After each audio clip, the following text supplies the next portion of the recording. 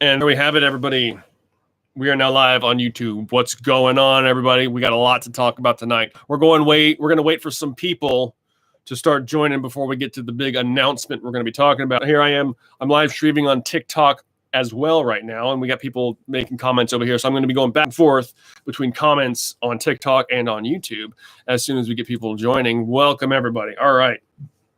So let's just go ahead and start this off real quick. Let's just throw me questions, guys. I'll sift through your questions, find the ones I think are interesting, and we're just going to start talking while we wait for some people to come in here. What's good, Shanks here? All right. How long you been live? How long have I been live? I'm talking about live on here or like living? I don't fully understand the question there, Beer Plays. I'm not going to lie, bro. Hello, awesome. Got people joining. We're going to go ahead and wait a little bit longer. So one thing I've been doing recently is I put a new video out on TikTok, this most recent one, besides the one. All right, so let me explain this real quick. What happened with the podcast that I was supposed to do that I've been announcing. So Hendrik is his name. Really cool guy. He was trying to set it up to where he could capture my audio while also live streaming at the same time and have this all work using OBS. And even I was trying to figure out how to use OBS today too. So I understand his frustration. He could not, he spent 4 hours is what he said, trying to get it to work, but he couldn't get it to work. So we weren't able to, unfortunately, we were not able to do the live stream, but we still recorded the podcast. Now, he lives in Belgium and I'm here on the East Coast, United States. So the internet connection was a little spotty at some point. So it was like pause, we had to stop talking and then restart. So it was rough, but hey, it's how we all start doing this kind of stuff. Everything's rough at the very beginning, and he's an upcoming YouTuber, so I think we should support the dude. And he seemed very genuine and interested in the subject, so that's pretty dope. But that's what happened with the live stream that was supposed to happen earlier. But now here we are live streaming over here, and we're going to have a really cool conversation. So let me come back down here in the comments real quick, see what we're saying. What made your mouth drop listening to Randall Carlson? I'll tell you what made my mouth drop listening to Randall Carlson is when he was on Joe Rogan's podcast and he was showing the pictures of Washington State. And those, I need to shift this, man. I'm completely all out of the frame on my TikTok. Randall Carlson talking about the land formations from the cataclysmic flooding during the Ice Age melting event of the warming event of the Younger Dryas. And like Camas Prairie ripples blew my mind. Seeing those huge ripples going through the earth, because you guys know what ripples look like in sand, right? You can see it on the beaches and on rivers and stuff like that. So when you see these huge ripples going across hundreds of miles of landscape, you can only imagine the amount of water that once tore through that landscape. And that made my jaw just drop. I was like, oh my gosh. Because here's the thing, guys. I'm going to share something a little bit personal with you guys. Back, like it was like 5, 6 or so years ago. When was I don't remember exactly. Anyway, I was that kid who thought these myths, like the Bible per se, are all just made up BS. All of it's just nonsense. Okay. Now I'm not religious right now. I'm not religious or nothing. This is just how I view these texts now. And I was the kind of kid back then that just thought it was all nonsense, all made up BS. And then Randall Carlson, within the span of 3 hours, I think is what the podcast length was, completely showed that the biblical flood essentially did happen. And he explained how it didn't happen in that exact way as portrayed in the story, but the event of the worldwide flood did actually happen. Because here's the thing, as portrayed in the Bible, it says that the whole planet went underwater. Well, I think we understand how that's, became into the myth, but the world globally experienced a flooding. The worldwide flood. I mean, imagine how they would portray the story if our ocean levels rose by several hundred feet. It would be the worldwide flood. And you can see how that can get maybe warped into a world-ending, completely consuming flood. Just the warping of the story over time.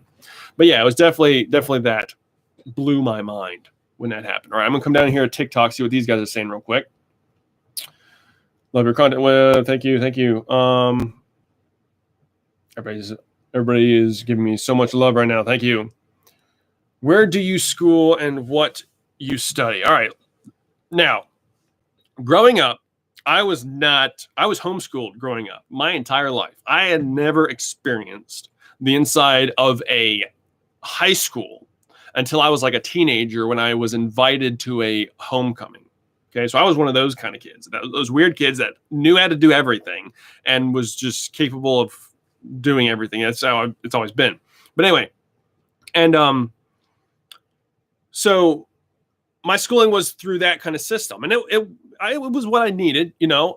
Because of the scheduling I had, I was able to be more focused on my personal interests, like my artistic capabilities. Became a huge artist and all this kind of stuff, and I would obtain research in my own way. And then around 17 is when I really started like getting really interested in like ancient stuff, just like really learning about the structures. So, you know, for an example, you just find a temple in Egypt and just go look it up and just like watch everything you can about it. And that's what I would really do. And so then I got my job that I currently work at, and then discovered Randall Carlson. And that just, when that domino fell, I just went down this rabbit hole of crazy. And all I would do was just sit there and listen while I worked, and just listen whenever I want to.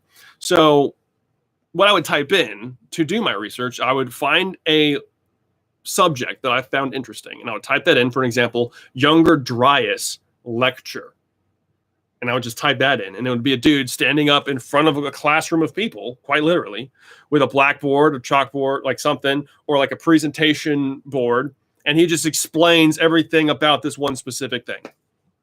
And you do that, 8 hours a day for 5 years, and you gain a decent amount of information. Let's just put it that way. So that's how I gained the knowledge I know. Not saying I'm perfect, and I'm not saying I know everything. But I think there's a much bigger picture here that not enough of us have really been paying attention to when it comes to our history. All right, I'm going to come over here to the YouTube comments. I'll come back to you guys' TikTok here later. I really wish I could like tilt this up higher so it wasn't so freaking low. I'm sorry that you guys are like seeing half of my head right now. East Coast here too. What's good? All right, Beer Plays. Have you seen them in person? I have never been to any of these ancient sites, unfortunately. Nope. The only time I've ever left the East Coast of the United States was this massive trip that me and my family took when I was like 15, I want to say, where we did this big loop through the United States. It took us 15 months. My dad bought this converted RV that used to be this Greyhound bus, and it was converted, and the whole family went on this big trip to the US of A.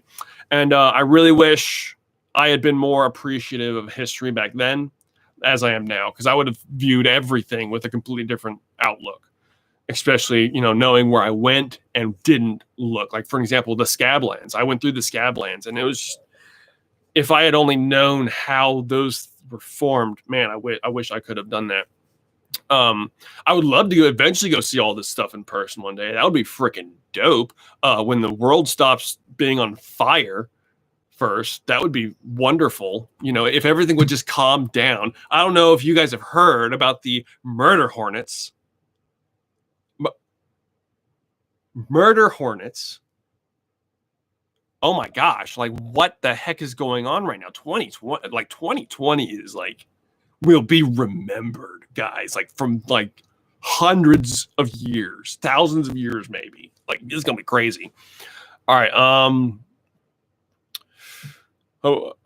Beer Plays. I hope we discover more in the Amazon. There is so much buried than we need, and we need to explore it. Yeah, like, here's the thing with the Amazon. What's so depressing about how close it is to us in the Amazon. That's the thing. It's just right there underneath all of the bushes, guys, quite literally. But it's so thick that it's almost impossible to do it on foot. The amount of forest you will be tearing up will make the activists go crazy in order to see anything that's actually in South America. So the fact that we have this LiDAR technology to where we can see exactly how many are there, how many structures are actually there, to where we can actually see how many people were living there, it just completely changes our perspective of ancient people in South America. And the other crazy thing about South America, guys, in these ancient cultures, is the jungle soil in the Amazon is like really crappy soil. There's a remarkable picture of like, it just looks like clay. There's no like, like really good soil is really dark and rich looking, okay? But really crappy soil is like, just looks gray and sometimes even just like tan. But so because of this, you can't really have a farm in the jungle of the Amazon. So you have to, what they figured out was how to create this stuff called terra preta. Okay. And it was like, they used charcoal and a bunch of organic things, and they mixed it in a certain way. And I don't know all the science that's involved with it, but they made this super fertile, that's what it, yeah, fertile, dirt that they were able to do all of their agriculture with. And when you ask these ancient cultures, how did you guys figure out how to do this? These people just kind of go, I don't know. Like, yeah, actually, what was the answer they gave? Man, I should know that right now. I forget the answer, but it was just kind of like something like they always say, like the jungle told them how to do it, or something weird like that. I don't know, but yeah, super super crazy. Homeschool squad, what's good? Yeah, if I didn't go to do homeschooling, I probably would have never been interested in doing stuff like this. Like making masks and stuff like that. And I really need to make a video actually of showing you guys my burlap masks. I actually teased it on my TikTok live stream last time. I did it right there at the very end, but I don't have any of those with me currently here right now. I'm gonna come back down here in the TikTok section real quick. We got 21 people here on the YouTube and 15 people here on TikTok. What's good, everybody? How you doing? Let's see. Find a good question. If you have one. Those things have been here for years. Which things are you talking about is my question. Be a little bit more specific. We got a lot of people joining, not so much on the comment section down here. If you could go to any site, which would you pick and why? If I could go to any ancient site right now, if I could teleport to an ancient site right now, I would immediately go to the Great Pyramid of Giza. To stand at the top of the Great Pyramid of Giza would be remarkable. Let's put it that way. Even make a TikTok on the top of the Great Pyramid of Giza. That would be pretty freaking dope. I'm not going to lie. So that's where I would definitely go. Let's come back down in here. Alex, they can use LiDAR to find new info. They can use LiDAR to find new info. Yeah, that's how that works. We use that to find out what's out there. Good evening, friends. What's good, Gregory? All right, Drew Pickard. You are opening up a new world for me, so thank you. Yeah, definitely. And here's the thing. That's why I'm doing this, guys. Not going to lie. I find this to be very, very important information that the people who have been in charge of feeding us information have neglected beyond rationality at this point. The fact that nobody is talking about this stuff in our world today, especially with how long people have known about all this, guys, this isn't like they've been discovering this stuff yesterday. We've been in Egypt since the 1800s. And for the longest time, we continued the model from the 1800s that the Egyptians built everything we see in Egypt.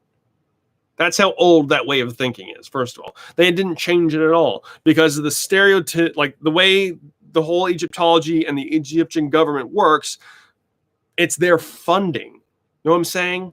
If their culture that they think made these things didn't make them, then that completely breaks down everything that they've been teaching for a really freaking long time. So it's a major problem. When it comes to these ancient sites. But hopefully the way of thinking about this has changed. Because honestly, guys, I think you guys have shown me that it has. Because here's the thing. I started this TikTok thing as a joke. I wasn't expecting anybody to be taking me any seriously at all. I was expecting people to be calling me crazy like people do. They call you, oh, you've been wearing tinfoil hats. Put on the tinfoil hat, you crazy, crazy individual. And yeah, they're out there. We get enough of them. But the major support behind out screaming the rest of those guys is quite substantial, guys, and it's remarkable. I went from having 0 followers on TikTok to 365K in a matter of 2 months. Wow, I was not expecting that. And the amount of things that are happening all of a sudden really fast in front of my face is quite remarkable. That's all I got to say about that. All right, we'll come back down here in the comments. All right, we got 29 on the YouTube and still 14 on the TikTok. So let's see if we can let's do 50 people Yeah, let's see if we can get 50 people to come here on live before I give them an announcement. If not, I will announce it here within the next 15, 30 or so minutes. Okay, but I'm going to keep talking with you guys because I think we're doing great right now. Come back down here into the YouTube comments. I'll come back down here in TikTok next. Smash the like button, friends. Yeah, go for it if that's what you want to do. I don't care. They can use a ladder to find new. I already talked about that. LiDAR. Alex Mercer. I still want to know how the ancient Egyptians made those perfect boreholes. It's a good question. Let me make sure. How'd they make the boreholes? That's a great question. The level of technology required for us to do that is substantial. That's the first point I need everybody to understand.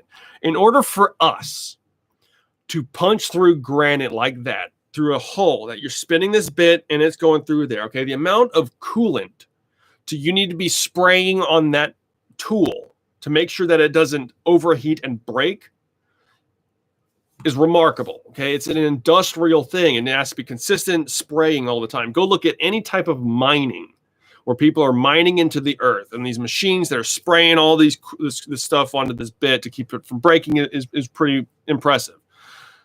Because the thing is with the boreholes is that, and let me figure out how I'm going to phrase this. The thing is with the boreholes is the rate in which that thing was punching through that stone is the thing, okay? And with how consistent it was able to do it. As I try to explain in one of those videos, if you're drilling through this dense object and then hit a harder section of it, that bit has a harder time to get through it, logically, right? So it's going to slow down. So it's almost like hitting the brakes on the machine. And it might even change the pattern of the serration as that object pushes through the rock. What we see in Egypt and all over the rest of the planet in ancient cultures, they were able to do it faster than us, more efficient than us. It's just a consistent line that doesn't change in width whatsoever as it punches through this stone. And you will not find serrations like that with our technology today. And people say, well, just move it slower. No, that's not how it works. That serration cannot, if it's going slower, that serration is not as far apart. Does that make sense? I hope that makes sense. We come down here into the TikTok real quick. Chinese murder hornets. Yeah, no. So these Chinese murder hornets is insane. It's freaking nuts. Like, of course. What's coming out of Asia right now? Like, what else are we expecting right now? We got the virus. Okay. Now that's not as bad as they were trying to make it out to be. It's still bad. Don't get me wrong. People have died. It's still a problem. Okay. The virus is real, but it's not nearly as bad as they say it was. And they've been keeping everything shut down because they can. Why are we letting them? I have no idea. They're not in charge of us, guys. They're not in charge of us like that. I don't know why we're doing that. Stupid. But then on top of all this, we get these freaking hornets. Have you guys seen them? They're huge. It's like the size of your freaking thumb. And they have their claws. They can like latch onto you and sting you several times. Like, wow. That I was not seeing that one. Like the virus was unexpected, but then the hornets, man, that was just like, it put hell on top of hell. It was insane. All right, let me come back down here. Perfect circle underwater depressions, coast of California. I don't know what you're talking about right there. I need to look that up, though. All right, we got 36 people in the YouTube now and 16 over here. So we're getting close. We're getting close to what the numbers I'm looking for. I wish I had a job. I could be home every day. Yeah, me too. My job is not being home every day. I have to drive an hour to work every day. An hour there, an hour back. It's pretty dope. I feel bad sometimes because there's so many comments that I sometimes get, and I don't want to miss everybody's. But especially now I'm doing 2 different screens here. It's going to make it way more difficult. Oops.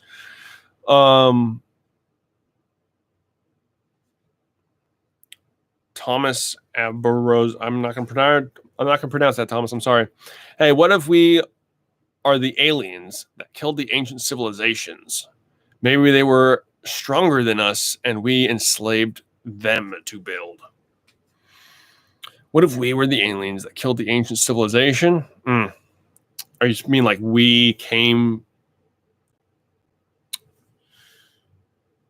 I don't know. I want to say that's not really how the myths portray themselves as. It's always, in all this stuff, man is always created on the earth. Let's just put it that way. Man doesn't come from somewhere else and show up here. Man is always created here. Things come and go in all these ancient myths all the time from the planet and the heavens. So, no, I don't think that humans came here and destroyed a previous civilization. We've just always been here. That's what I would say.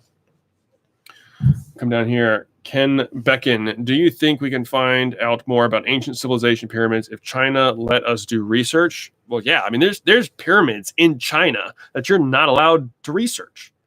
Huge hills, like some massive pyramids. Pretty sure most of them are like dirt mounds. I'm not positive. We don't know. That's just it. We don't know exactly what they're made out of because you're not allowed to go down there and study them. I'm pretty sure China has the most pyramids on the planet. I think it's like in the hundreds, like country-wise, the most pyramids on the planet. And yeah, there's some aerial photography of them that people have done. But yeah, there's more than just China suppressing historical information. And the place we should be arguing about more when it comes to where to start is Egypt.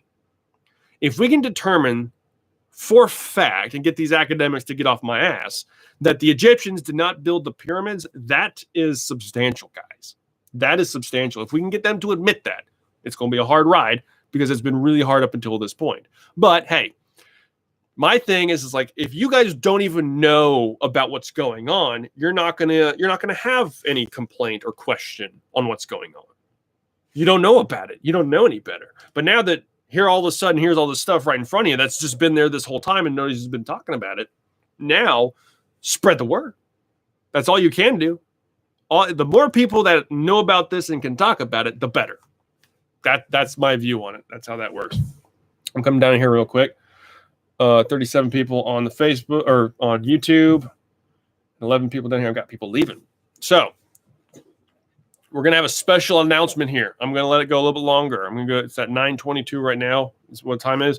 Let's go to 9:30 and I'll give out the announcement. It's going to be dope, guys. It's going to be pretty dope. Who do you think built the pyramids then? I think a civilization before the Egyptians built the pyramids. Here's the thing. Well, when we say Egyptians, though, okay, anybody in Egypt, born in Egypt, is Egyptian. Okay, so yes, whoever built the pyramids were Egyptian. Okay, let's get that correct right now. Okay, African, Egyptian, call them whatever you want. Okay, the problem is which generation of Egyptians built the pyramids, because we can see, like for an example in the video I did the other day, of like the level of technology going from the big pyramids to these super dinky little tiny ones. It just happens overnight, it seems like, in the geological record. So if in fact the biggest pyramids are in fact the oldest pyramids and are older, that changes everything when it comes to what ancient man was capable of doing in our history books. And they would have to be rewritten at that point. Göbekli Tepe has already done that. They have had to rewrite history to make that structure make sense. I still think they're getting it wrong. They're still making it this mystified, ritualistic thing. I don't believe that at all. I believe it to be preserving information is what my opinion would be on that. But that's what I got to say about that. All right, let me come back into here into the YouTube comments. Can you explain the line that all the landmarks are on? So there's a lot of different ideas when it comes to the Great Line. And that's the name I'm going to give this now, because there's no official name for this. The way I've searched for it is just by connecting ancient sites, but that's not a good name. So we're going to call it the Great Line. That's what I'm dubbing this, unless somebody can show me another name of an official name of it, whatever. Anyway, so a few different ideas. One that I heard is that this line was the belt of warmth during the Ice Age. Okay, and that kind of really does make a little bit of sense, because if you imagine where the glaciers were on the planet, Canada was covered in ice. Okay, the belt of warmth would be around that line, so that would make sense. Okay, but also another very interesting thing. I did a shout out of this dude's TikTok. It was Roger Gilbertson was the guy who did this TED Talk. I'm pretty sure was his name, explaining how he was like figuring out these orbits for satellites that go around the Earth. And he was messing with all sorts of different types of orbits, and he found this orbit that takes 2 days to go around the planet completely. And the orbit goes right across all those sites. Now, not perfectly, probably due to tectonic plate shift and movement would be my guess on why it's not perfect anymore. But it's super freaking close, this orbit that goes around, okay? And if you have a civilization on that line, that would make sense to have something orbiting at some point in that way. I have no idea, okay? We're all just talking and speculating right now. I'm not, who knows? But that would make sense. That does make sense to me. Ken Bed, whatever you say, well, however your name is pronounced, you think there could be a backlash if academics prove the pyramids were built by the Egyptians and had to rewrite history books? Do you think there could be backlash if academics prove the pyramids were built by the Egyptians? Now, if they can prove that, here's the thing. They've been trying to prove that they've built these structures for a long time now. They've been, I mean, that's been their job. That's why you see those documentaries of those people carving the stone with the copper saws, okay? Because they're trying to prove this. And there's another experiment that I find it to be hilarious. I got to go find it and make a video about it and give a crap on it too. But they were trying to carve like just the nose out of this big, I forget the material. I want to say it was granite, but it might not have been. It might have been like a basalt. I'm not positive. It didn't exactly look like granite. I got to find out. But anyway, they're trying to carve the nose of like the Sphinx, recreate the nose of the Sphinx using primitive Egyptian tools. Okay, and the picture says it all. If you go on my Instagram, I actually have a picture of it. They have this big block, and they have the stone that has 2 sticks tied together to hold the stone, and they're just hitting it, just ding, ding, ding, ding, over and over and over and over and over again. And then they get like partially through, like wearing down the stone a little bit, and they gave up and started using power tools. They're like, oh, this is going to take too long, is what they said. It's like, oh, great experiment. Wonderful experiment. You showed that you can whittle down a stone with stone. Congratulations. Oh, man, it's frustrating. It's frustrating. But in order, if let's say hypothetically, they do prove that the Old Kingdom Egyptians built the pyramids, then their level of technology is not what we were told either. There's still a major problem. Even if the Old Kingdom Egyptians built the Great Pyramids, the technology required to do that is not what they supposedly had. That is the major contradiction of the pyramids being built by. So let's say this. Let's say it like this. What tools built these structures? Because I don't believe it was the tools that they've been claiming at all. It's just nonsense. I don't understand. Nobody's been saying this out loud yet. It feels like you get ridiculed for it. We got to figure out what tools built these structures. That's what I would come to for that. I'm gonna come back over here into the YouTube section. We got 36. All right. Got 2 minutes. Let's do one more question, then we'll do the announcement. Have you heard of Michael Sarson? I don't think so, bro. What do you listen to on your commute? Honestly, currently, I listen to a whole bunch of Tim Pool. Tim Pool IRL, Tim Pool Cast, Tim Pool on YouTube. He's a political guy. And I think he knows what he's talking about. I think he is a rational opinion. And I'm trying to stay updated politically right now because things are crazy in the political world. So that's currently, but Geocosmic Rex or Randall Carlson Cosmographia. Like when they have a new one out, that's what I usually listen to. Sometimes I just drive without anything playing, I guess you could say, a lot. So yeah, it's nothing fancy or nothing. Well, I mean, I don't know. What normally do you play in your commute? I don't know. We are dumber than ancient civs, LOL. Well, depends on your perspective of that. I mean, we're not. The average person, I would say, is a little bit dumber than the ancient human. Because here's the thing, guys. If you're an ancient human being, you could not be dumb. That's just how it came out to. If you were dumb, you would die. So that kind of makes sense. Why all of a sudden we get these massive groups of irrational people because they don't have to worry about being dumb. They could be dumb, and there's no consequence to being dumb anymore. That might be controversial. I have no idea. 9:30. All right, announcement. Thank you. Merch is coming out, guys. Let me get the freaking link for you. Here we go. And now people on TikTok, I'm gonna have to give this later, but I don't know how I'm gonna get you guys the link here on TikTok. But if you go to put this on the live stream, merchandise. I designed the logo, and I had this other guy help me out with the rest of the shirt design and doing the stuff in the background. But we got shirts with a few different styles and whatever. The first one you'll see is the logo that I'm going to be going for, and then different styles down below and a mug. All right, now it's an American company, so you're going to be paying American prices because we need to bring everything back to America anyway. Okay, so the prices are high. No, I'm not going to say that the price is high. We'll see. I've never done this before, guys. Just letting you know that right now. I've never done it, so I don't know what is acceptable for this kind of stuff. So I'm just kind of going with the flow. This is what we got for you. I got the shirts and the mug. That's what we got rolling right now. Who knows where it's going to go in the future? And I have somebody picking me up to be a sponsor. Still working that out with this guy, though. So I'm not going to announce any of that just yet. But like I said, things are getting to move fast. So for guys on TikTok, I don't know if you're on the live stream or not. I just put the link in there. I could probably try to put the link down below in here, but I would have to shift you around, and honestly, I'm not going to do that right now. So you're going to have to just find it. Prices are perfect. Thank you. All right. I listen to Tim Pool, even though we disagree on stuff. I'm here. Yeah. I don't agree with him on everything. Like, obviously, I don't think you should agree with anybody 100% on anything.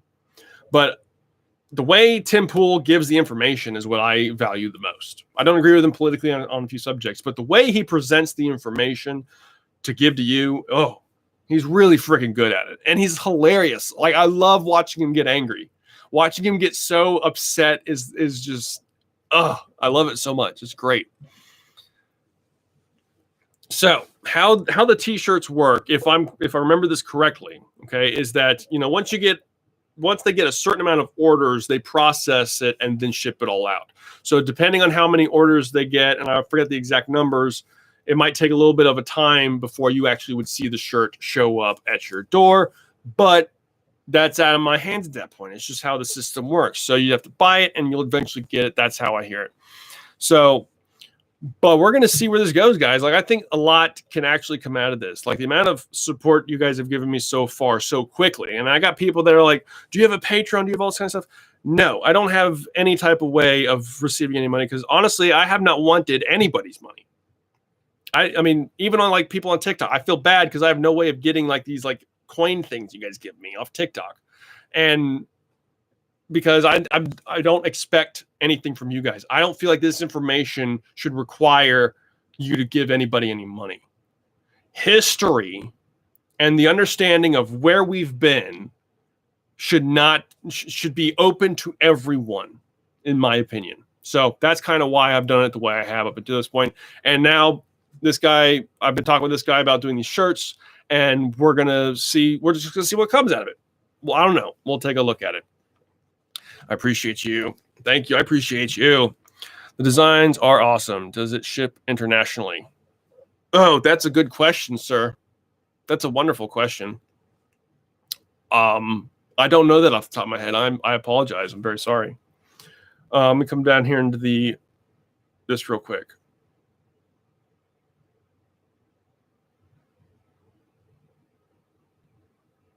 Thank you. The prices are fair. Thank you, 5R Gene, for doing that. Thank you so much. They put it on TikTok for me. You guys are great. Look at you guys. Crazy community, guys. You guys are the comment sections are hilarious sometimes in my videos. I tell you, especially when you get like those people.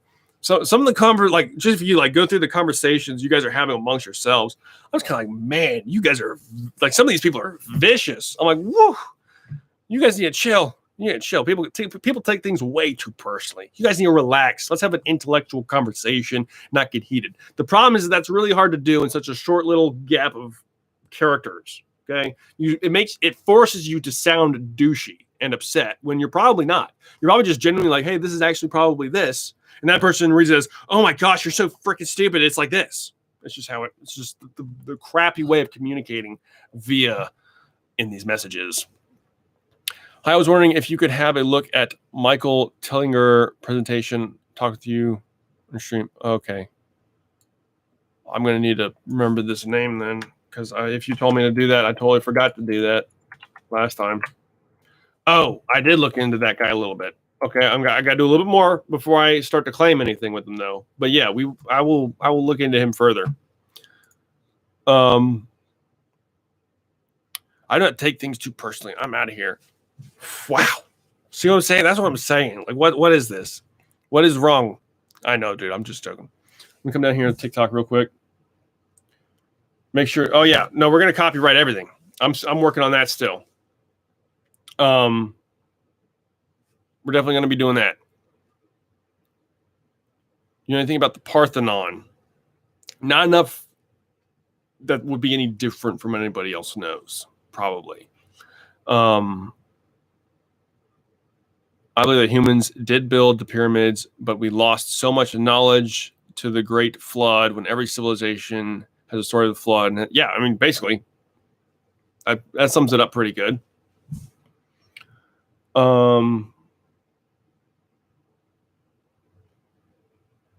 Do you know Pizzagate? Not much about Pizzagate. I'm sorry.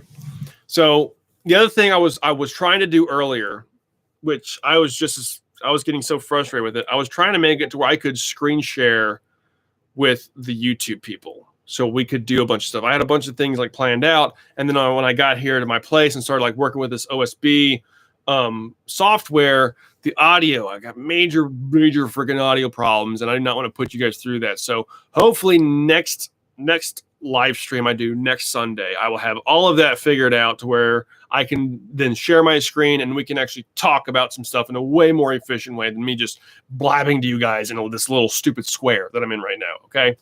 So we got future things to come, but I appreciate you guys sticking around and giving me the support you have so far.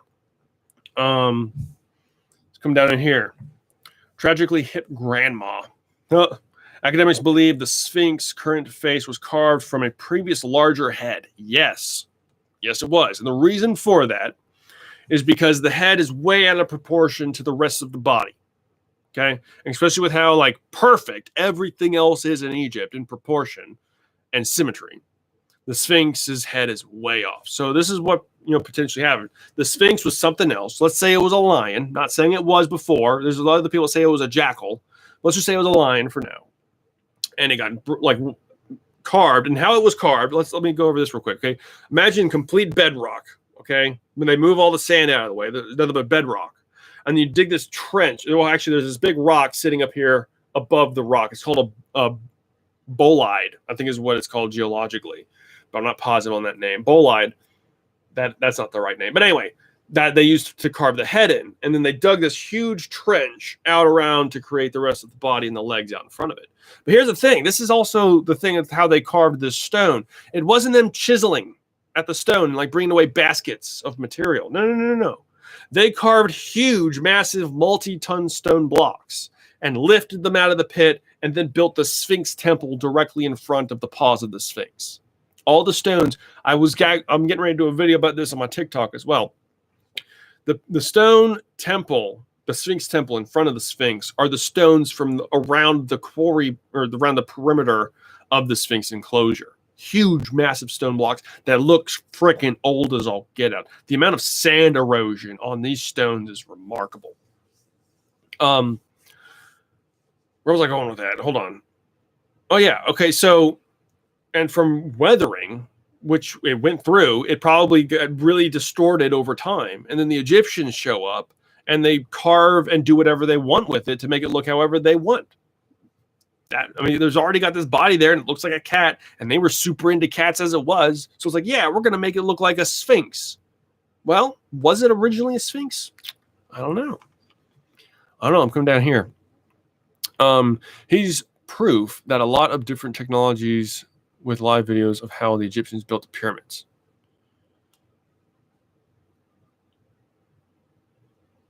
Talking about this Michael guy? I think that's what you're talking about. I still like the blabbing. Yeah, blabbing's fun. Blabbing's super fun.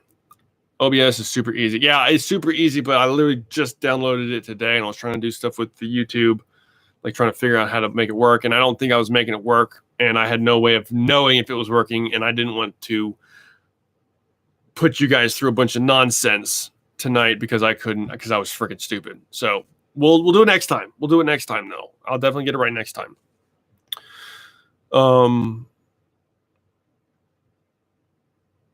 Yes, merch will ship internationally. Dope. That's great to know. Thank you. Can you list some of the prices? I think it's like, oh, I can pull it up right here. Where'd it go? Hold on. Did I exit out of it? Oh, there it is. All right, so like a classic T-shirt is $24.99 with the logo on it, and a long sleeve shirt is also $24.99. It's about, yeah, it's all $24.99 all the way down it, and you get to the mug that's $14.99. So mug, it's pretty dope. I dig it. I think it's pretty dope looking. So we'll see how far it gets. I really like the black shirt. Obviously, I like the black shirt, but the black with the white looks dope as all get out. I'll tell you. Come back over to the live stream. 9:41. Okay, guys. So we're gonna go until 10. Let's go till 10:30. That's probably what I'm gonna call it. And because I gotta drive back to where I stay. That's just how that works out. Can you add tall shirts? I will look into that. You mean like tall, like, what do you mean tall shirts? There's a thing as a tall shirt? It is international. Thank you. Yeah, it is international. He told me it's international. Thank you. Speaking of stones, your mouth stones are perfect. I don't have rocks in my mouth. Thank you. That's what braces get you, is the teeth. Yeah. That's just how that works out. Man, I had like braces when I was like 9. I got them when I was 9, and I had them for like 3 years. My teeth were jacked as a kid. I had like the huge gap in between my front teeth and everything. And man, braces worked. Let me tell you, it sucked though. Good God. Like braces are straight up from hell. Like you'd sit there with your mouth just aching. Oh, it hurts so bad sometimes. And you just couldn't sleep. Worth it. Worth every bit of it. Last week you went to 11. Don't cheap balance. Oh, dude, I know, but I had more time last week because I wasn't working yet. I got to go to work tomorrow now, and I got to get up super freaking early. So that's just how that is. Now, we could probably work out another time to be doing the live stream if that's more convenient for you, sir. But hey, my life still has to happen. I'm just sorry. That's just how that is, okay? I got to go make that dough, make that money.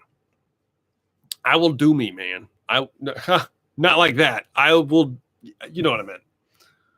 Whatever.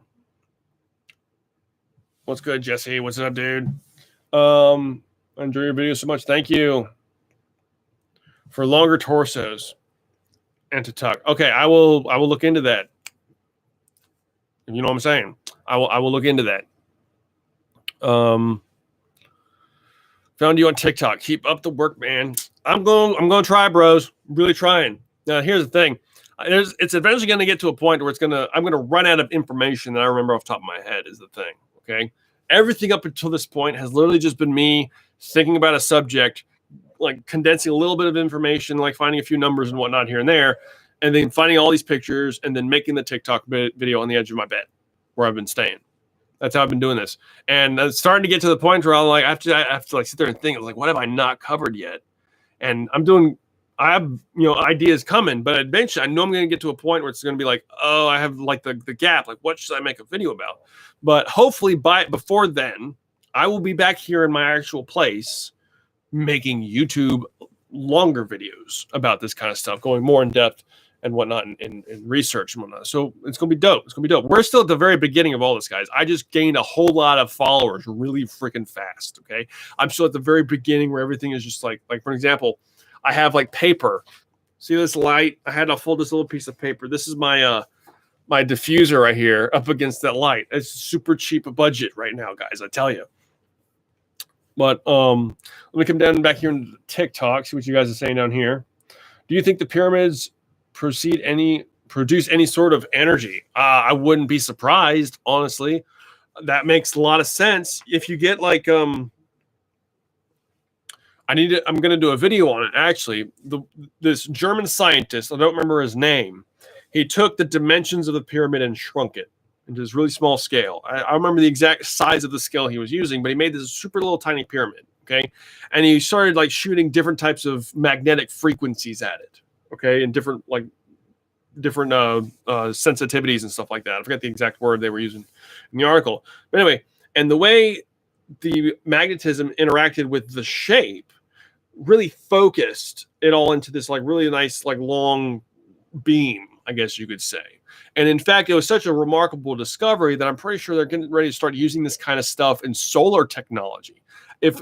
I could be wrong about this, so don't take this for granted. But if my mind doesn't fail me, it'd be like all these little tiny pyramids and all these solar panels, and the way the light would come in, the way it like would focus the light down into it would be more efficient or something. Okay, I'm not positive on that, but it's a remarkable discovery, all from this guy just seeing if the Great Pyramid was able to have any type of frequency manipulation with it. And boosh, if this one little object can, this big object probably does.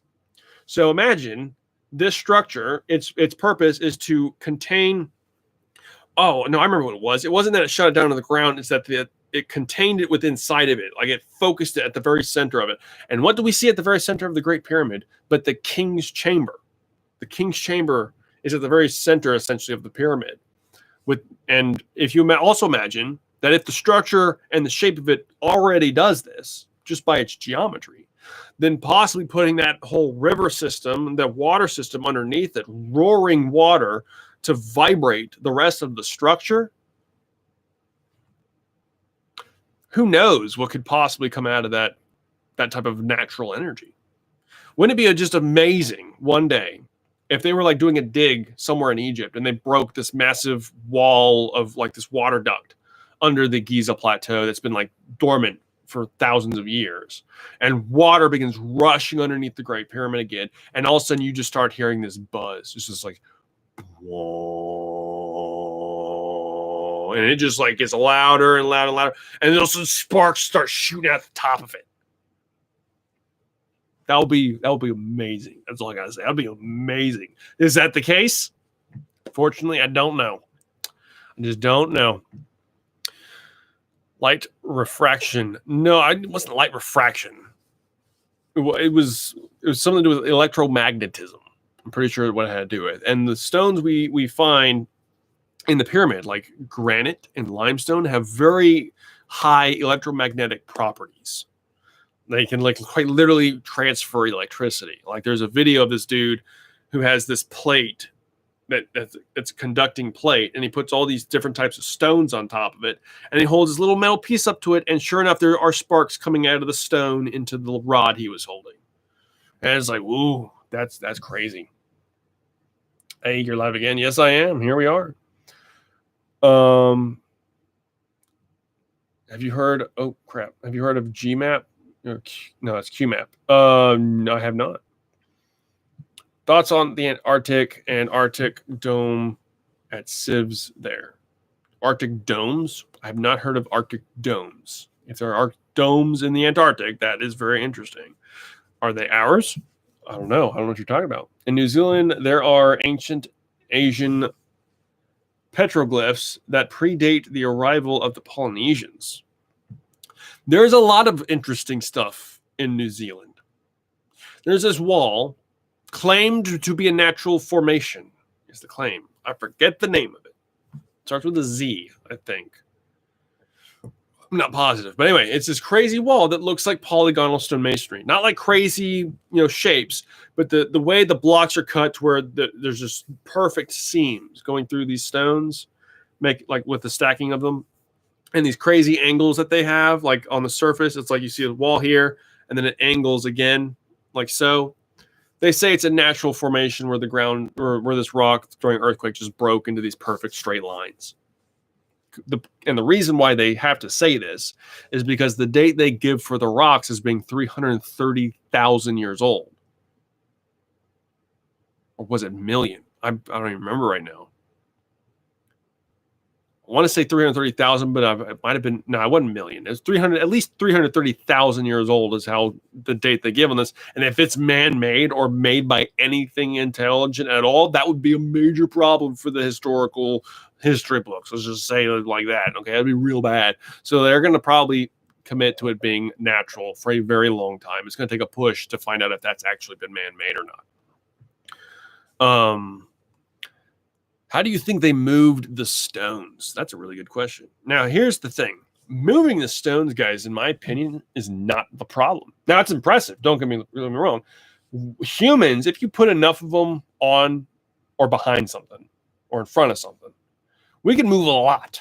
We've been able to do that for a really long time. I actually saw this really funny video the other day of these Amish dudes moving this huge barn. This huge barn. They just pick that, like all of them got around the edges, and they just pick it up and they're moving it across this field. And the music to it was just made it so much funnier. But humans can move stuff. The problem is cutting the stone. That's what my problem is. Now, if we're talking about the massive megalithic blocks in Baalbek, Lebanon, like for an example, the stone of the pregnant woman, that huge 64 foot by 19 by 18 foot wide, weighing up to 1,200 tons Goliath of rock. That is something else. Moving that. Or like the unfinished obelisk, pulling that thing out of the ground. The barn weighed a lot, but it did not weigh hundreds of tons, thousands of tons. Moving that amount of weight is substantial. And here's the thing. You got these people that say, like, there's a dude who, I forget his name, but he was on YouTube putting that rock underneath this big stone, and he was able to manipulate it and twist it and turn it. Okay, fair enough. That's possible. Clearly, he's doing it. Okay. The problem is that he was using a concrete floor for everything he was doing for most of it. When he moved the barn, he obviously had to come up with something to make the ground actually flat, like flat and stable, and he was using boards. But if you watch him do anything with the stone, he's using hard concrete stone underneath what he's doing. So if you take an object, let's say a big bowl like a rock, and try to set it underneath the stone of the pregnant woman on soft soil, it's just going to push it into the soil. 1,200 tons of force pressing down into the ground. You put anything underneath that, it's probably going to crush it. Like it's logs, you can't roll that with logs. The logs will just disintegrate underneath it. It's major problems. So how did they move the stone? How they move that stone? I have no idea. That's a really good question. I can understand how the Egyptians could have moved the stones to the location. The next problem would be is dragging them up the massive ramp or whatever system they had to get it up there with these primitive methods. Building anything upward takes so much effort. It's remarkable. And there weren't enough people in Egypt, according to the academics, to be able to do that in the span of 20 years. I just feel like that's obvious at this point.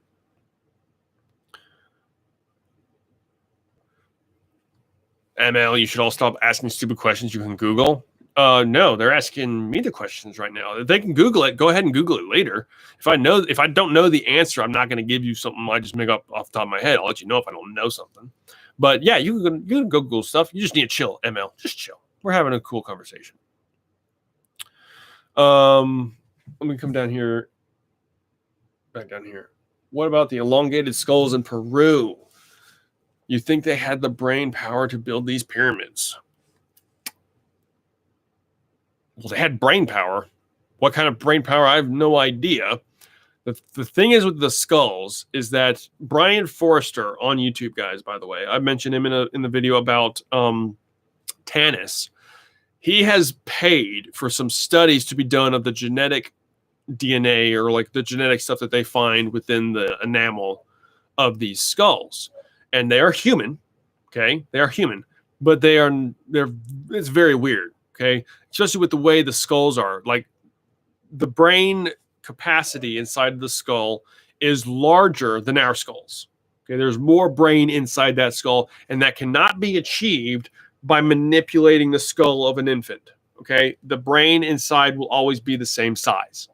Okay, it doesn't make the brain grow anymore. Okay, these people actually had larger brains. And the way their skulls were, like where your spinal cord comes into the back of your skull, it was different. The location was different because of the weight of the skull that hung in the back. I think it was further back. Our skulls are further underneath our skull. Okay, these are like way back here to offset the balance of the weight of their head. That is very strange. That's very strange. And these people there's no explanation for them. The one that they had for the longest time is that they were just, they would wrap their heads and make these elongated skulls. That was the explanation for a while.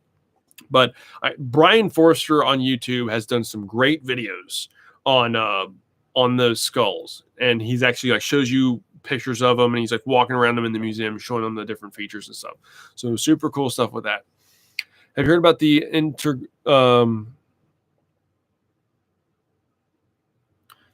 the Intergalactic Confederation of Light? That sounds very familiar, but it is not ringing a bell right now. I'm not going to lie, bro. You good, ML. You good. You saw some dumb stuff. Everybody sees dumb stuff all the time. But unless it's a genuine question, if this person didn't know, and I'm right here, they asked a question, let them ask the question. There's no such thing as a stupid question. Unless it's like a really obvious, like stupid question. Don't ask stupid questions, guys. Like straight up. I guess that was a completely contradictory statement I just said right there, but I'm going to go with it anyway. Let me take a drink of water real quick because, woo, I'm feeling it in my mouth. Huh.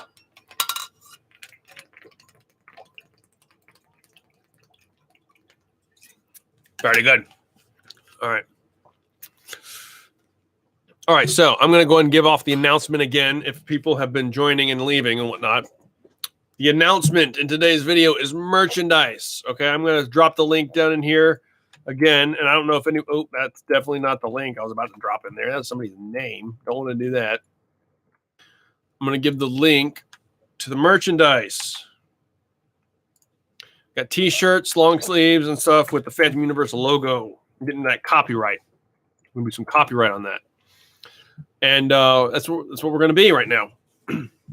And if somebody could do that again down here in the TikTok for me, or like if you guys scroll up, somebody did it earlier, but I don't know how well that stood out. We're starting to do the merchandise stuff, and I'm getting ready to get a sponsor too. There's some more stuff I have to do with him though before I can really announce that and like actually put that out there for you guys. But I think it's going to be pretty dope. I really support his product, and I think it's going to be really cool. So wait for that. That's going to be a really cool video to do. Do you believe in the hollow Earth theory? No, I do not. No, as I've explained before, when we really start to mess with the shape of the planet like that, it really throws off a lot of stuff. Now, granted, that doesn't exactly change the shape, but it changes everything we know about the function of the planet. And here's why the hollow Earth theory, from my understanding, couldn't work out like it's portrayed. Our Earth has this massive magnetic center core, this iron core at its center. It's a magnet, quite literally. And the magnetic field that it puts out around the planet protects us from the cosmic rays from the sun and space. So without that magnetic field, life would just basically be consistently incinerated by the radiation of space. So when you remove that core and that magnetic field, well, if you remove the core, you have to explain how there's a magnetic field there now, okay? And you also have to figure out how to make that make sense when it comes to gravity. Because gravity on big objects wants to pull everything inward. And if it's just like this weird Earth sphere, like quite literally an Earth bubble, that does not make sense when it comes to gravity. Unless you're going with the route that the whole Earth is artificially made, like the Death Star, and is hollow in a cave system. That's kind of thinking crazy out of the box. But this idea that you could go into a hole and like be flying around in this different gravitational field than the rest of the planet on the outside, that just really doesn't make any sense at all. And it really screws up a lot of what we know scientifically about the planet. So that's what I got to say about that. The Earth was, we wouldn't have the gravity we have. Yeah, that's another thing. Like the gravity we calculate by how much mass how much mass the Earth has, the math makes sense for how quickly objects fall to it. Okay? The math works. Okay? If you remove all that mass out of the center of the Earth, we should be like jumping on the moon. We should be able to like bop around really easy and whatnot. That's just how it turns out. What if gravity is pushing, not pulling? I'm glad you brought that up, sir. Yes, this is one thought. I don't know if this is official yet, but the idea that gravity so far has been like this connection between this object and this one right here. You know, this object is keeping it right here. Okay. Well, there's this idea that it's not necessarily that, it's a pushing motion. And this is how it made sense to me. Imagine you have a pool of water, okay? And you have an object just sitting there in this pool, just like perfectly buoyant in the middle of this pool of water, okay? And then you pull a cork out here, and all that water begins to rush into the cork, okay? That funnel of water. This water is pushing and pulling, technically, that object to the source of the gravitational pull or the uncorked hole in the pool. So it's the space itself moving through space to keep everything in this orbit. And when you kick everything off, and it rotates around. If it has momentum and it's going towards the whirlpool at the center, it's going to circle around the whirlpool. But what's it being pushed by? What are these objects being pushed by as they spin around this whirlpool of water into the hole? But space or the water itself. That's how it would make sense for me. But that's how we go into that. Come back down here into the TikTok stuff real quick. Thoughts on the theory that we live in a simulation? Thank you again, Sarah Jean. That's how you say that. Living in a simulation. Do we live in a simulation? Well, I mean, Elon Musk basically made that explode when he kind of said that it's high. Chances are high. Maybe they are. Maybe they are high. I mean, the problem comes down to the type of simulation we're talking about. Are we talking like an actual physical computer simulation, or some type of like crazy quantum? Well, it is quantum. It would have to be quantum. That's difficult to say. I don't know if we live in a simulation, but there's a lot of crazy theories that that go around with simulation theory, and I feel like one thing that would come out of a simulation universe, if it was a simulation, would be a multiverse. And how I've explained it before is that a way a quantum computer works. Let me just start from the beginning on it.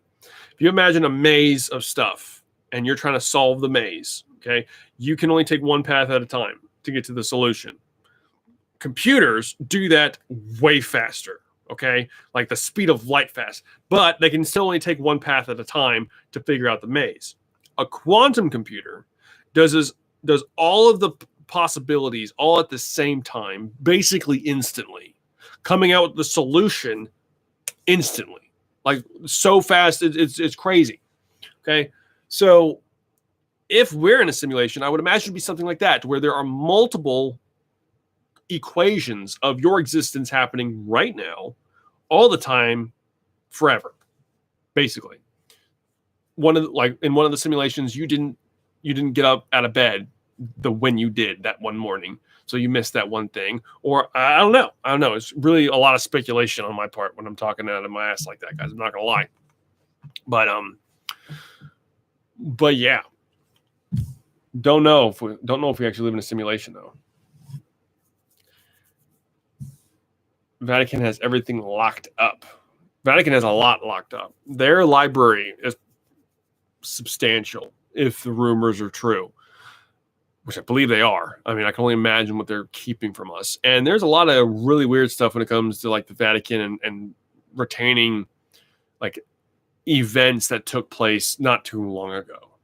I do not remember the name of this one event, but it was like they used it as this thing to portray God, but it was like this. They said that the sun stayed completely still in the sky.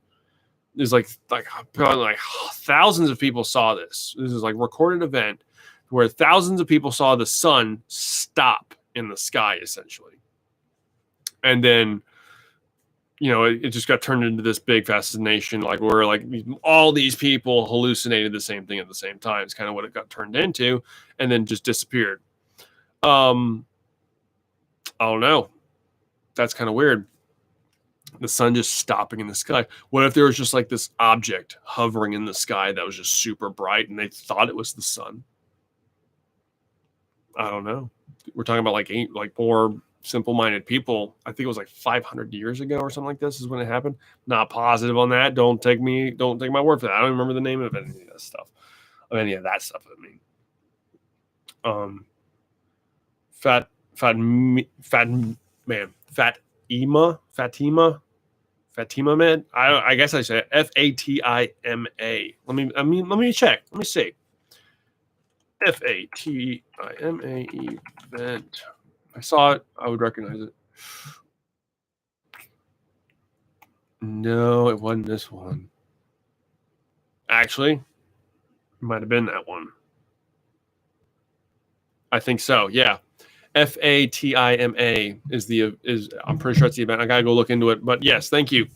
Thousands of people saw this event, and people just kind of forgot about it, and they portrayed it as like this spiritual thing. What if it wasn't a spiritual thing? What if it was an extraterrestrial thing? I don't know. Love to think about it though. Forget Area 51. Let's read. Yeah, 100%. Why everybody jumped on this freaking Area 51 bandwagon thing just made it was kind of frustrating. It's like you really think that they're going to be keeping alien stuff at Area 51 like right now? Like let's say they did. As soon as Area 51 was put on the map, they would have shipped everything out of there. Nothing would have been left. Sure, they're going to still use the building, but not what it was used for originally. So yeah, this whole Area 51 thing. Yeah, no, the Vatican needs to open up. I think the Vatican has achieved that respect level. They should not be able to hide anything from us. The Vatican and that stuff. Whew, man, some of the stuff they get away with is amazing. It's amazing what some evil people can get their hands on. But another thing that we need to open the doors to as well, by the way, not just the Vatican Library, but the Smithsonian Archive. Imagine what's underneath Washington right now in the Smithsonian. You know that scene at the end of Indiana Jones, the Raiders of the Lost Ark, at the very end of it when they took the Ark in this box and they went to this massive warehouse of endless boxes, completely hidden away from everybody. It's so unbelievably frustrating. And then you have the people out there saying there's no evidence whatsoever. There's no evidence at all for any type of advanced technological civilization. I'm like, you don't even understand what we have found. You won't even like give the thought that there could be. It's frustrating. It's frustrating when you have that person that's so like they just don't want to entertain the possibility. You know what I'm saying? They're just a vile person. You don't like talking to those people. They just got sticks up their butts, guys. This is what that comes out to being. But man, I would love to make a movement big enough to where we go open the Smithsonian, open the Vatican. If we can achieve those two things, I think we have made a huge achievement. That would be dope. Spread the word, my soldiers. Ye soldiers of light. I think we've been designed to not question anything. I believe you are 100% right. Yeah. We're not made to remember anything either. That's the other thing, guys. This is what you're forced to do when you go to school. You have to read this and memorize it as fast as possible to remember it just enough to see if you can remember it long enough to take this test, to then do it again and forget everything you just did on that previous test. That's what school has been for me, at least. I hated it. Hated every bit of it. Made it painful to get through. School systems have been going on the downhill for a long time now, and you can see the result from it. And it's extremely unfortunate. Well, I think we, the people of this planet, the actual people who actually make the living and make the money and work, need to take everything back. It's our job to stand up and just say, nope, you guys need to chill. You guys need to chill. You need to go sit over there, and we're going to figure out what we need to fix. Because if we don't, it's going to be a problem. It's going to be a major problem. And we need to stop hating each other too. Definitely got to stop doing that too. And getting off Twitter is the first way to start that, in my opinion. Carl, for real. School is memorizing things just for the test. Yep. I hate school, but love learning. Yes, I agree. Now, again, I've never been to a public school before, so now I did go to I did graduate at a community college though. Got my associate's degree. Tell you what, let me give you guys a little bit of a history of me real quick. I think that's necessary right now. I don't think I've officially done this yet with everybody. We got 24 people here on the TikTok, and we got 40 people over here on the YouTube. Welcome everybody. If you're just now tuning in, okay, I'm gonna give it off again for anybody who's just joined. The announcement is merchandise. I have put it. It's been in the comments here before. In fact, I'm just going to post it again here on the YouTube for anybody who's joined over here. And if somebody could please do it again, Sarah, I think that's who it was before, do it up there. I would appreciate your help. Well, we got merchandise, guys. We got shirts, t-shirts, long sleeve shirts, and mugs. Okay, it's dope. Starting to try to make something happen with this now. Still exactly trying to figure out where to go from there at that point. We've got a lot going on. And I also have some guy who wants to be a sponsor for me. Still got things to do in the background with him, though, before I can officially announce the product. But I 100% support this type of technology we're getting ready to support. And you should, too, because it is the only way to be as healthy as possible. That's the hint I'm going to give you right now. Thank you, Sarah. Go down here. Do you know anything about Admiral Byrd? Hold on, I know this name. I got to find this name real quick. Give me a second. When I saw it, I know I'm going to recognize this in a second.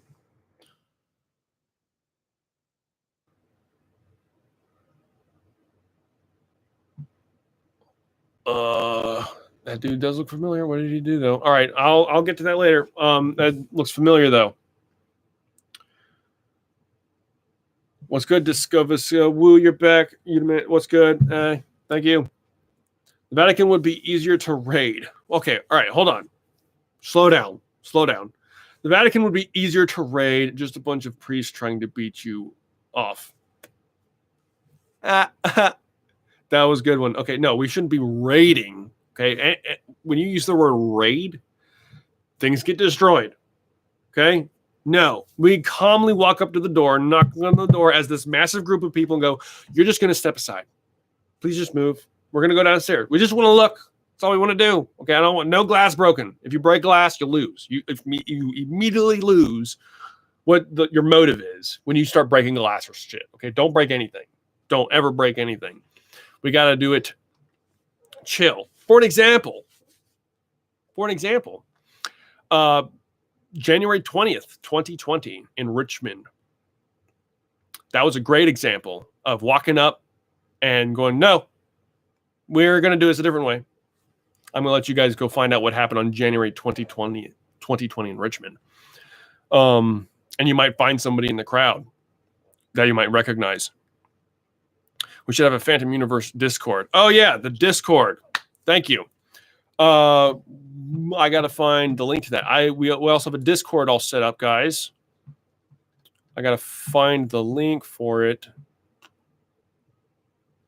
Man, I should have had all this set up beforehand. I feel stupid right now. So we're starting a Discord. I'm not familiar with Discord, though. I'm going to tell you that right now, okay?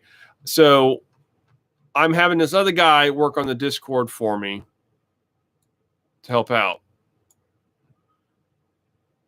Actually, could you send me that link again, bro? I don't see the link to get to that Discord. Just send it to me over Discord. I'm actually on that right now, waiting for it. But yeah, so we're going to have a Discord server. And the way, if I understand this correctly, how he was explaining this to me is we can all be having conversations all at the same time. And I can actually bring some person on one-on-one and actually talk with you guys like one-on-one. And that would be dope. That would actually be pretty freaking cool, and we'll make it a really cool community thing. That actually might be way better than doing here live on YouTube. We'll probably still do the live on YouTube, but can you do that at the same time? That would be pretty freaking dope.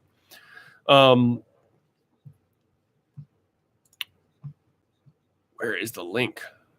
I need to find this. I feel... Was it on my Instagram?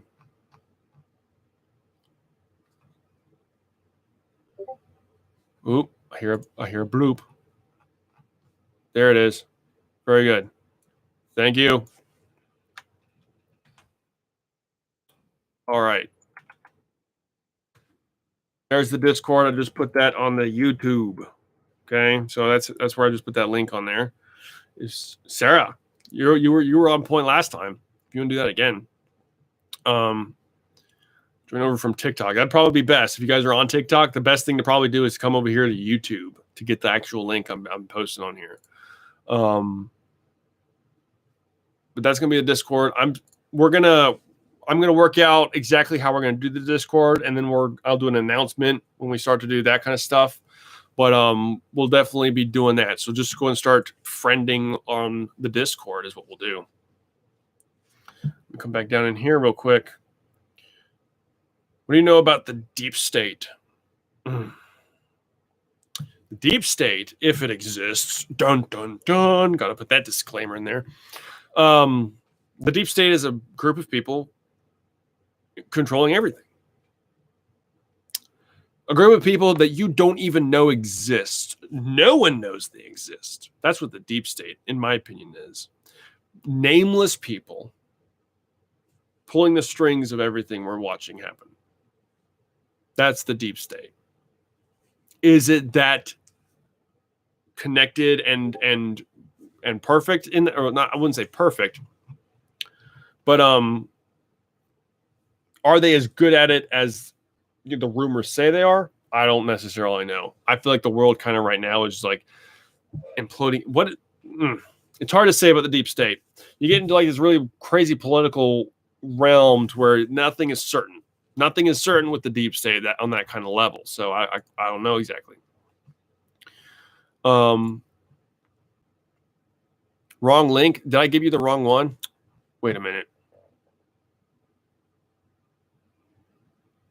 What's the code I'm supposed to send you? Hold up. That's OBS. Wow. I'm super stupid. I totally did collect the wrong one, didn't I? Oops. Oh well. Hey, there you go. Get some OBS, guys. I was trying to do OBS earlier is what that was. So I already had it. All right, there we go. That's the Discord. Very good. My apologies with the OBS link. I did not mean to lead thee astray. Thank you for the TikTok. Let's see my guy on Jerry. Now, going on Joe Rogan's podcast, that would be weird. I don't know. I would be so freaking nervous. I don't even know if I would bring anything new to the table for Joe Rogan. I mean, I feel like he's like heard it all, especially, I mean, he's had Graham Hancock, Randall Carlson on there. Who knows what kind of conversations he's had with these people behind the scenes. I don't know. It'll probably be just for me to be there just watching and talking to Joe Rogan. That would be freaking cool. But I don't know. Beer Plays. America is tired of PF what's going on and slowly starting not to care anymore and do their own thing. Yeah. Mm-hmm. What's going on over here? Hold on. Wow. I freaking... All right, we're back. Sorry, guys. That was weird. Host is back. Make some noise. We got 16 people. All right, let me come back over here. Your content is addicting to listen to. Well, thank you.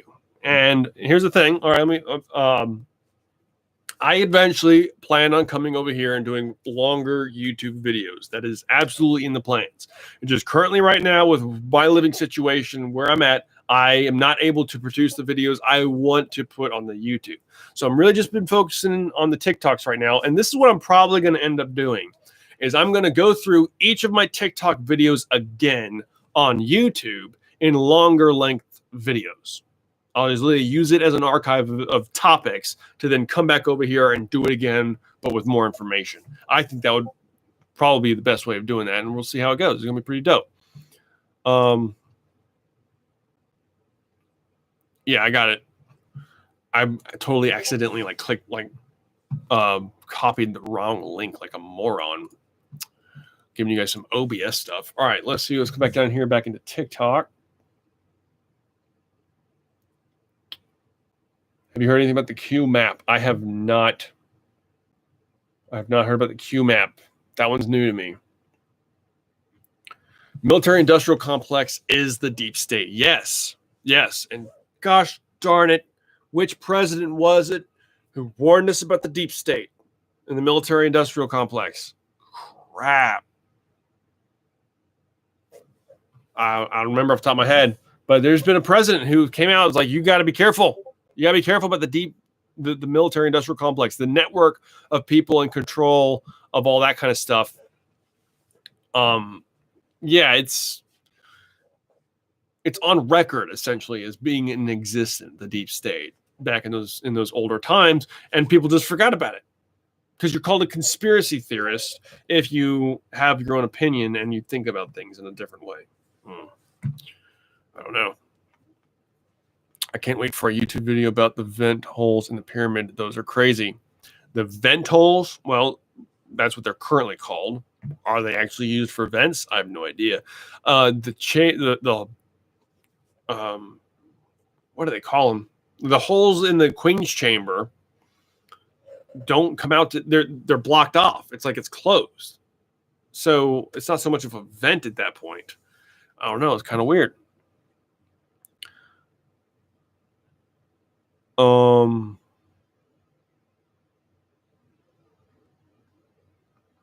me come down in here again. Let's see what we got.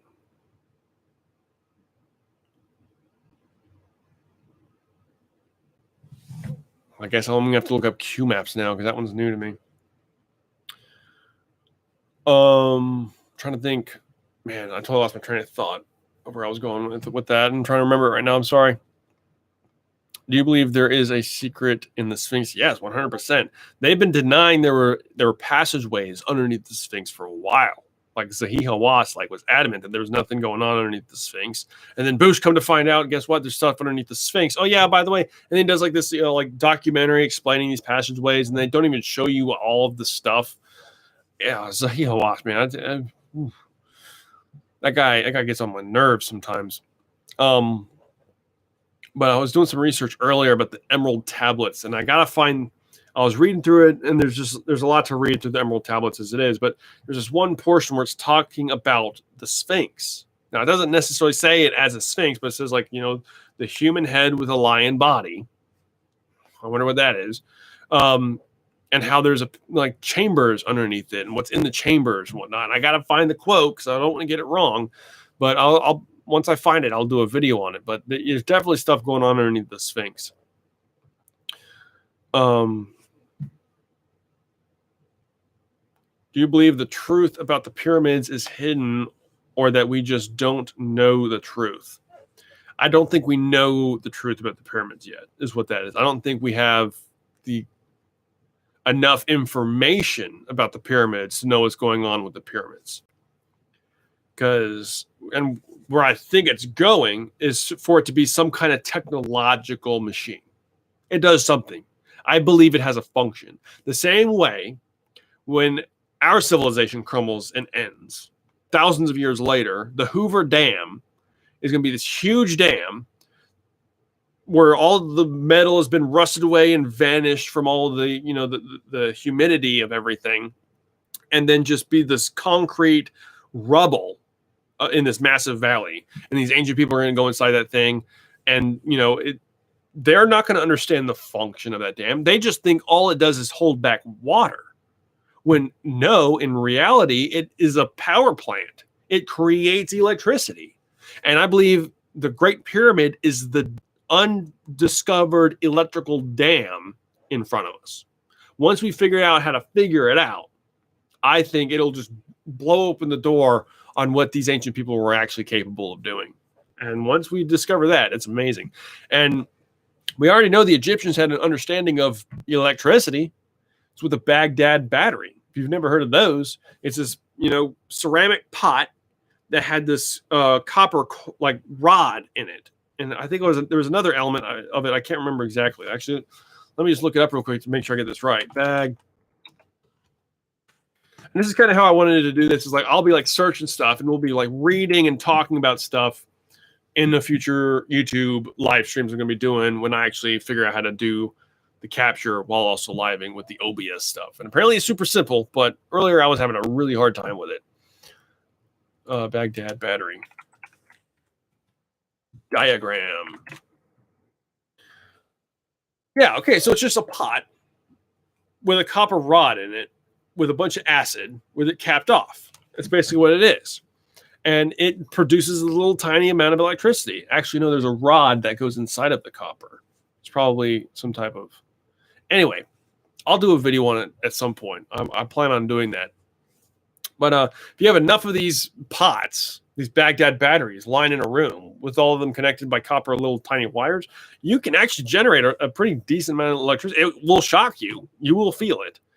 And so we already know that they had an understanding that electricity existed and it could be manipulated.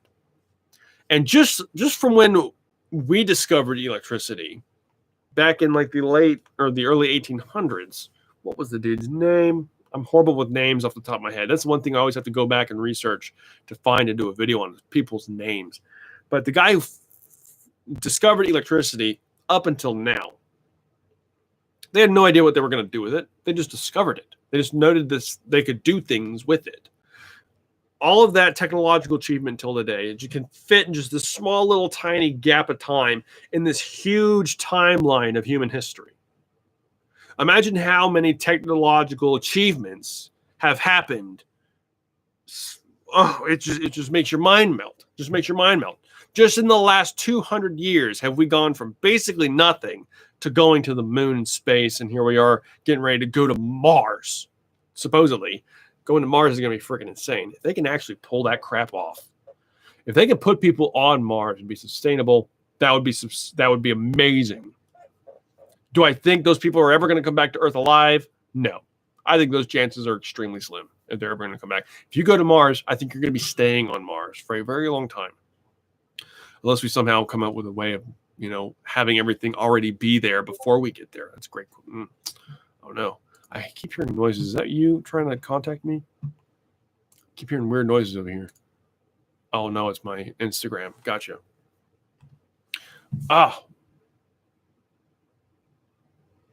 Okay, so guys, on the TikTok, I gotta get off the TikTok now. The battery's getting ready to die.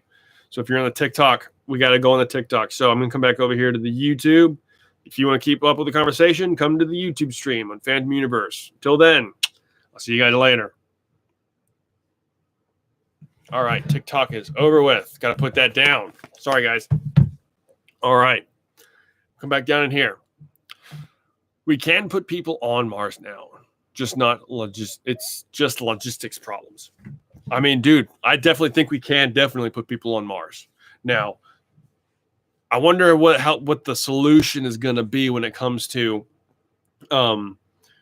keeping them like fit through space. Because like, what's the time period? How long is it going to take to get to Mars? Let's find out. How long will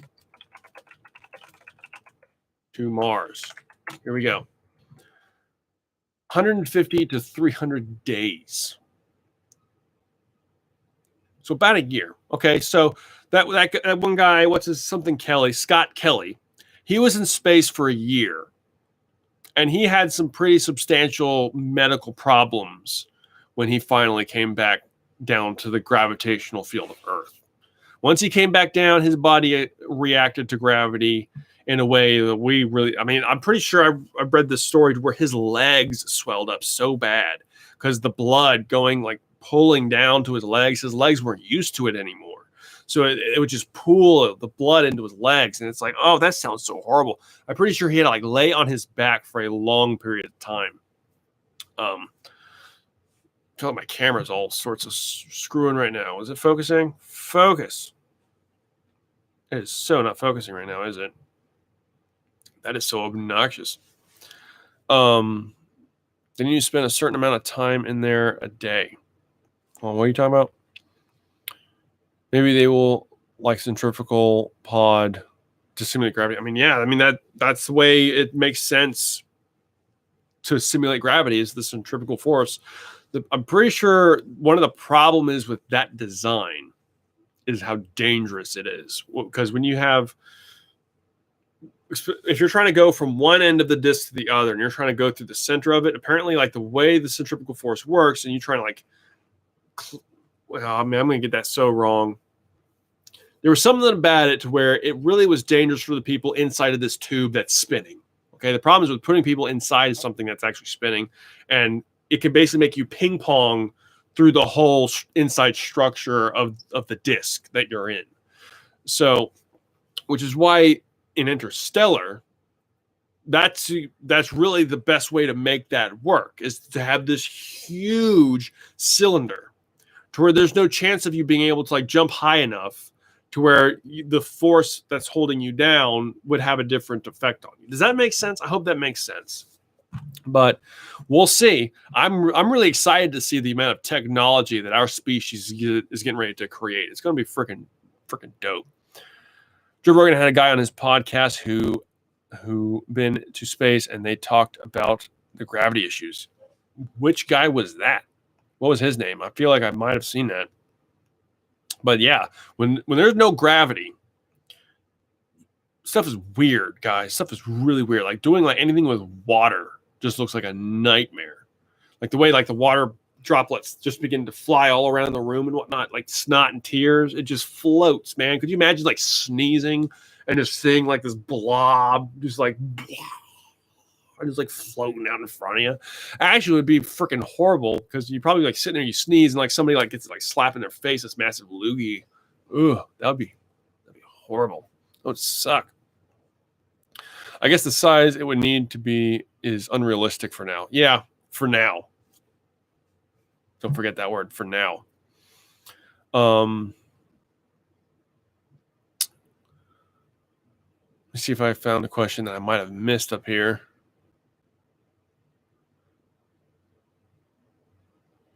Just got down fishing and look at my phone to see this. Hard Productions. Huh. Welcome to Livestream, bro. All right.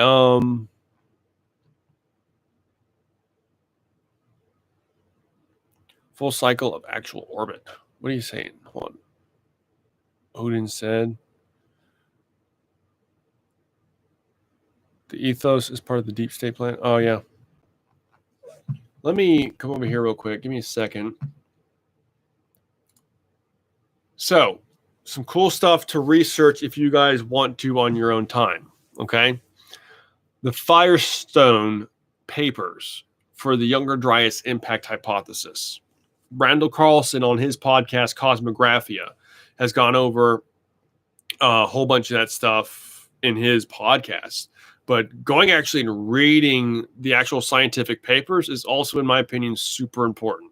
Now, it is not easy to read, though, guys. It is a scientific paper. It's really drug out and really boring in some places. But this is where the science is. So another place is the, let me make sure I get this right. Cosmic Tusk. I'm pretty sure is the name of this website. Yeah. Cosmic Tusk also has a bunch of really good scientific papers about the Younger Dryas cataclysmic event and the impact event. So let me copy this and put this down here in the comments for you guys. There's a really good source. Now they have a lot of interesting ideas about a lot of stuff. Okay, so take that how you will. But the really good stuff on their website comes from the Younger Dryas impact hypothesis. That's where this stuff really takes off. And actually, the guy, what was the name of the dude? I forget his name. The guy who runs this website was on Randall Carlson's podcast and Cosmographia. Highly recommend watching that dude talk about him doing the process of the scientific process to push this hypothesis forward and how it's been accepted in the academic world. Let me take another drink of water real quick. Ugh. Going.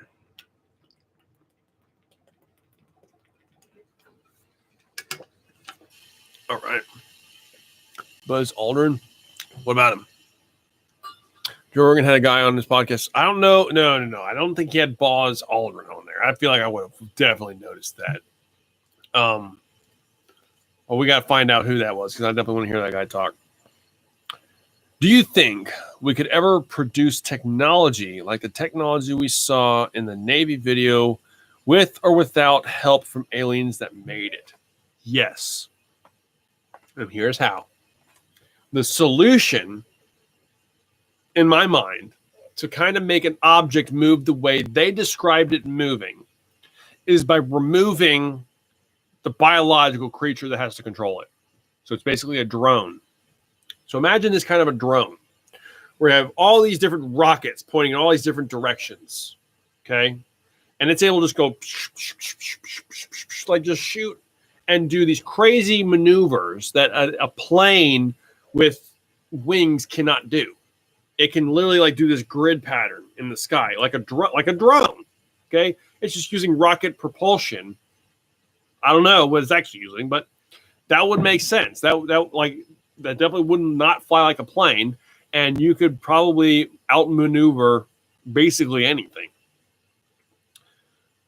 And that's kind of how UFOs fly around to begin with, is this weird like grid pattern. And the other cool thing about Bob Lazar, coming to him real quick, because you got me to thinking about him, is one thing Bob Lazar says that UFOs don't move in like this like sideways pattern like you see. No, they can move like that. But the main source of their transportation comes from like tilting and going sideways like this across, the plane. And that makes, I don't know. It's an interesting thought. It's really cool.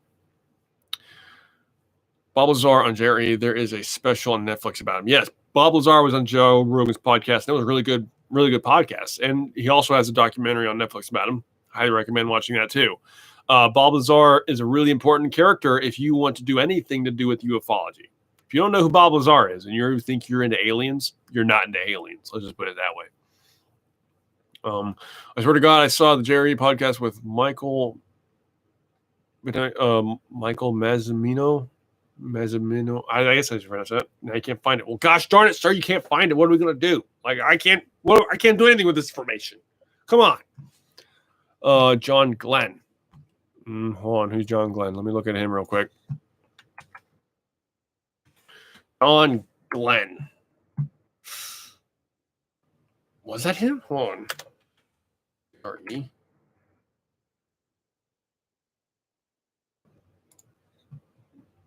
Glenn Villeneuve. Was it him? No, hold on.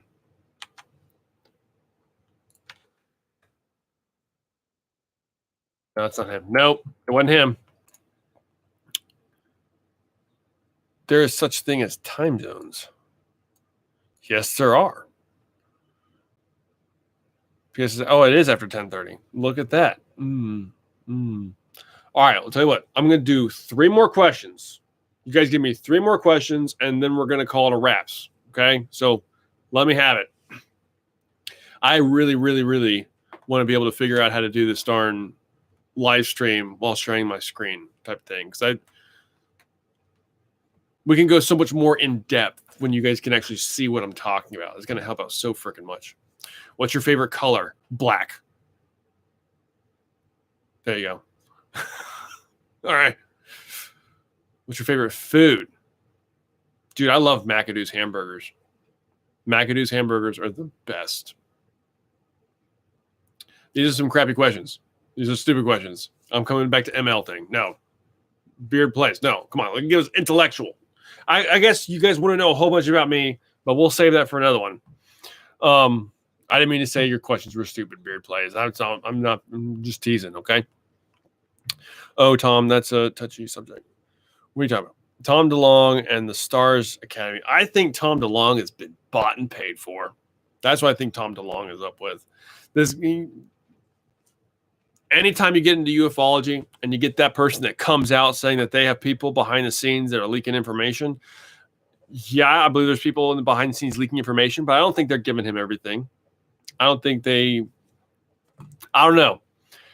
until he actually like starts to produce something. First of all, if he were to actually come out like he said he was going to, that would really help. Sure, he released all of these like the videos with Luis Elizondo. Okay, that's great. He was alluding to having an element. He had this element that he was going to leak out.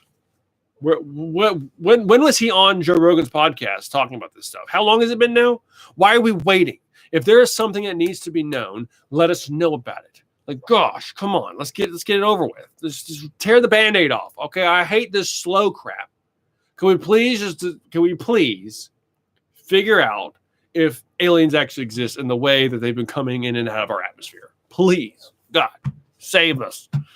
All right. Thoughts on black holes? That's a good question. This is how I've always thought of a black hole and how it kind of makes sense when it comes to what we see in our universe. When we look out into space, what's it doing? It's expanding and accelerating in all directions. Just everywhere you look, it's just expanding and accelerating to where it gets to a point of an acceleration where you can no longer even see the light because the light can't travel fast enough to go through the space that is accelerating. Okay, does that make sense? So, if we imagine a black hole, okay, it's huge, massive black hole. You have the singularity here at its center, and you have the event horizon, okay, way out here. So the singularity is over here. And let's imagine that you are standing right here, right in the middle of the singularity and the event horizon, right there at the center, okay, staring towards the singularity. Well, the space you're standing on is, the space you're staring at in front of you is moving faster than the space you're standing on. And the space in front of that space is moving faster, and so on and so forth. So what you're seeing as you stare into the singularity is space expanding and accelerating away from you. You look back towards the event horizon, way out there. Okay, you're looking that way. The space you're standing on is accelerating faster than the space you're now staring at. So now what's it doing? It's expanding and accelerating. So could it not be that we ourselves are existing inside of a black hole, and each black hole we see, and our black hole is within of itself another universe, and the black holes we see within our universe are just other universes, and it's this infinite chain of multiverses of endless chaos. Yeah, that's what I'll say about that. That's all I'll say about that. All right, last question. Here we go. Do you think the CERN Large Hadron Collider will be the end of humanity? No, I don't think so. There's a lot of crazy rumors about it, though. Like it's saying that it's like every time they do something with it, they create a super tiny micro black hole that's eventually going to consume everything. Maybe. What if it did? How would that suck? Like humans are so bad that we created a black hole that consumed everything. That's like next level stupid. I really hope we didn't fuck up like that. That would suck. Oh, my bad. Oops. I said a wordy dird. But CERN it's a remarkable thing about CERN. Like if you actually go look at the size of that machine and actually like look into what it's doing, that is amazing that we have the capability of slinging a particle that fast through a tube. That is freaking, it's nuts. It's amazing. And the amount of science that's coming out of that by creating these new elements and all this kind of stuff, who knows what's going to be happening in the future, guys. We're going to see some crazy stuff. I feel like I need to do one more. I feel like I need to do one more. Let's see.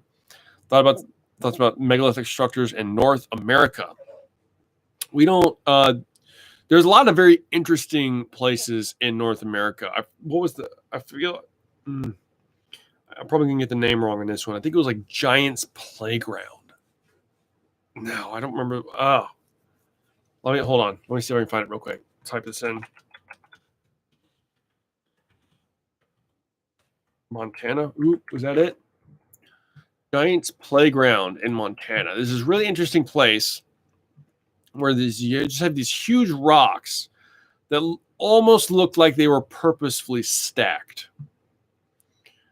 A lot of people say this is natural formations from rocks just falling and cracking and just landing in these certain ways, which makes sense. It doesn't really necessarily look like it's in order, but some of these walls are just kind of like, okay, that doesn't Like this one here, right here, I'm staring at right now. That almost looks like polygonal stonemasonry. I'm not going to lie.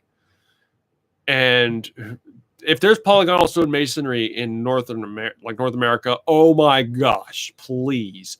Oh, please let there be some kind of polygonal stonemasonry that we haven't found yet in America. That would make it perfect. And then what they also need to do is to confirm that there's polygonal stonemasonry on Australia, on the island of Australia. It's from the Gympie Pyramid, is what's called Gympie, excuse me. Gympie, Gympie Pyramid. Yeah.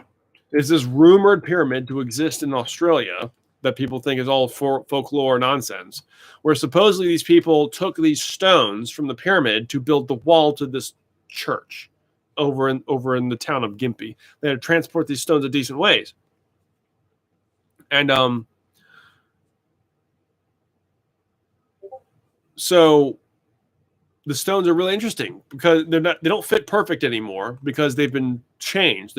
And the people moving the stones didn't know what polygonal stonemasonry was. They just made them fit the best they could. But man, does it look like polygonal stonemasonry, what we find in all over the world.